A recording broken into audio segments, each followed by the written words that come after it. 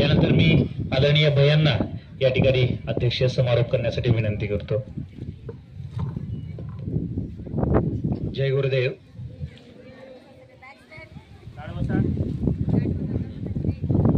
Back straight म्हणले की सरळ बसायचं. मग असे नरे सर म्हणले मी खुर्चीमध्ये पण मी सरळ बसतो.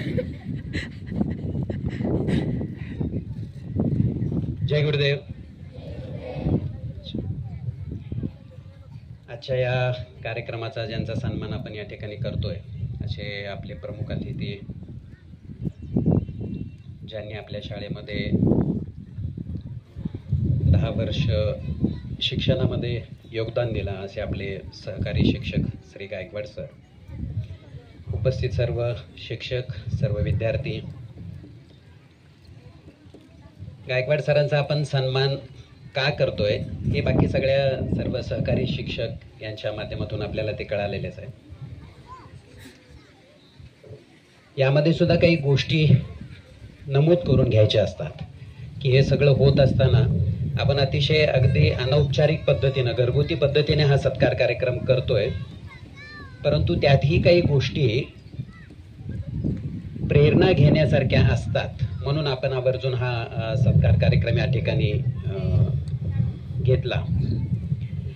एकतरी गायकवाड सरांनी सांगितलं की फार प्रतिकूल परिस्थितीमध्ये त्यांची घरची परिस्थिती, त्याच्यातून त्यांनी शिक्षण कशा पद्धतीने घेतलं, सर्व सहकारी शिक्षकांनी सुद्धा ते सांगितलं. फार वेळेला परिस्थितीला आपल्या अपयशाचं भांडवल करायची आपल्याला सवय असते. रोजच्या जगामध्ये आपण असं होताना, किंवा मीही फार मोठा झालो असतो, यशस्वी झालो असतो, परंतु माझी परिस्थिती नव्हती, माझ्या घरची परिस्थिती नव्हती, माझे आई वडील त्या पद्धतीचे सक्षम नव्हते, असं बोलताना आपण फार जणांना ऐकतो. कदाचित त्याला जर काही उत्तर असेल तर ते गायकवाड सरांच्या माध्यमातून आपल्याला ते उत्तर मिळतं की कुणीही कशाही पद्धतीनं आपली जी काही परिस्थिती आहे, प्रतिकूल परिस्थितीला कशाही पद्धतीनं भांडवल न करता त्यातून आपल्यामध्ये जिद्द कशी निर्माण करायची आणि मला जीवनामध्ये यशस्वी व्हायचंय कसं, याचं मूर्तिमंत उदाहरण जे 10 वर्ष आपण आपल्यासोबत असताना पाहिलोय ते म्हणजे गायकवाड सर. त्यांच्याकडून फार गोष्टी घेण्यासारख्या आहेत, बोलण्यासारख्या आहेत, शिकण्यासारख्या आहेत. त्यांच्या सहकारी शिक्षकांनी आपल्याला याबद्दल सगळं सांगितलंय. विद्यार्थ्यांनी काही भावना या ठिकाणी व्यक्त केल्या.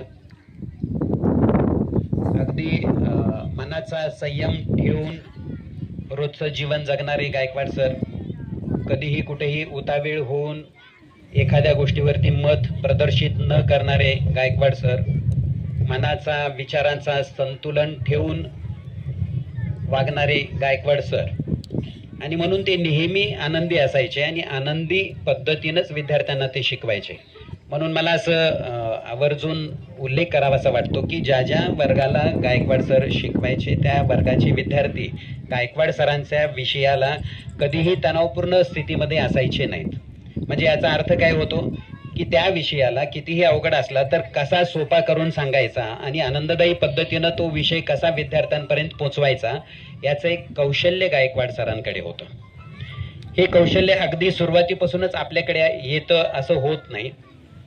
तर हे सगळं करत असताना आपली प्रामाणिक भावना जर असेल, मी जे काही करतोय त्यामध्ये मला बेस्ट द्यायचंय, तर ती एकच गोष्ट आपल्यामध्ये परिवर्तन घडवून आणते. आणि तीच गोष्ट गायकवाड सरांमध्ये ट्रिमेंडस पद्धतीनं परिवर्तन घडवून आणताना 10 वर्षामध्ये आम्ही स्वतः पाहिलंय. की आता त्यांनी उदाहरण सांगितलं, नोंदी, त्याच्यामध्ये लिखाणातल्या चुका, इथंपासून स्वतःमध्ये इतके बदल त्यांनी घडवून आणले. मला वाटतं शिक्षक म्हणून काम करत असताना त्यांनी परत MSc केलं, B.Ed पण केलं. हे सगळं शिक्षक म्हणून काम करत असताना, हे सगळं करताना दिवसभर शिकवण्याचं काम करून रात्री परत ते स्पर्धात्मक परीक्षेचा अभ्यास करायचे आणि मग त्यांच्यामध्ये ती गुणवत्ता निर्माण होत गेली. गायकवाड सरांनी स्वतः सांगितलं की 10वीला ते कसे होते, त्याच्यानंतर काय झालं, इथं शिकवत असताना काय होतं. परंतु आपण जर ठरवलं, एखादं ध्येय आपल्याला मिळालं, एखादी जिद्द आपण ठेवली आणि त्या गोष्टीपर्यंत पोहोचायचंच आपण जर ठरवलं, तर तिथपर्यंत पोहोचायचे 100 मार्ग मिळतात. फक्त त्यासाठी आपली प्रचंड तीव्र इच्छा असावी लागते. त्याचं एक ज्वलंत उदाहरण आपल्या समोर आपण बघतोय ते म्हणजे गायकवाड सर. मराठी विषयापासून स्वतःला त्यांनी गणिताकडे घेऊन गेले, विज्ञानाकडे घेऊन गेले, बुद्धिमत्तेकडे घेऊन गेले. सुरुवातीला प्री प्रायमरीला शिकवायचे, नंतर प्रायमरीला शिकवायचे, त्याच्यानंतर हायर प्रायमरीला शिकवायचे, नंतर ते 8वी 9वी 10वीच्या विद्यार्थ्यांना ते शिकवायचे. आता त्यांचं जे काही पात्रता परीक्षेमधून सिलेक्शन झालंय ते 6वी 7वी 8वीच्या विज्ञान विषयासाठी त्यांचं सिलेक्शन आहे. ही खरंच एक कौतुक करण्यासारखी गोष्ट आहे आणि आपल्या सोबत असणाऱ्याच व्यक्तीने एवढं सगळं यश मिळवलं तर त्यांचं यथोचित कौतुक करणं हे आपलं एक कर्तव्य असतं, म्हणून आपण या ठिकाणी हा कार्यक्रम घेतो. खरं तरी गायकवाड सरांमध्ये इतकी क्षमता आहे, ती त्यांच्यातली क्षमता, त्यांच्यातली जिद्द त्यांना इथपर्यंत शांत बसू देणारच नाही. हे अगदी उघड आहे की ते शिक्षक म्हणून जॉईन झाल्यानंतर सुद्धा वेगवेगळ्या स्पर्धात्मक परीक्षा देत राहतील आणि अगदी सहजच शिक्षणाधिकारी पदापर्यंत ते पोहोचतील.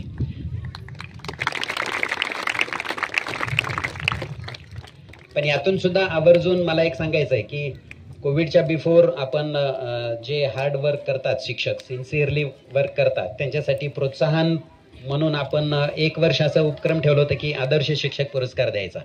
1च वर्ष आपल्या शाळेमध्ये झालं, त्याच्यानंतर ते परत बंद झालं कोविडमुळं. आणि त्या वर्षीचा आदर्श शिक्षक गायकवाड सर होते. ज्या वर्षी पहिल्यांदाच आपण आदर्श शिक्षक पुरस्कार ठेवला होता त्या वर्षीचा आदर्श शिक्षक पुरस्कार गायकवाड सरांना मिळाला होता. हे आपल्यातलं एक वेगळेपण असतंय. हे वेगळेपण आपल्याला आपल्या यशाकडे घेऊन जाण्यासाठी आपल्याला नेहमी मदत करत असतं. तुमच्या भावी आयुष्यामध्ये तुम्हाला असंच उत्तरोत्तर यश मिळत राहो. त्याही पुढे जाऊन मी आणखी एक या ठिकाणी इच्छा व्यक्त करतो की तुमच्यामध्ये प्रचंड क्षमता आहे, एक वेगळेपण की आज ज्या पद्धतीनं या शाळेतले सर्व शिक्षक आणि विद्यार्थी तुम्हाला ओळखतात, अगदी त्याच पद्धतीनं शिक्षण क्षेत्रामध्ये काहीतरी वेगळेपण करण्याने अख्खा महाराष्ट्र तुम्हाला उद्या ओळखावा.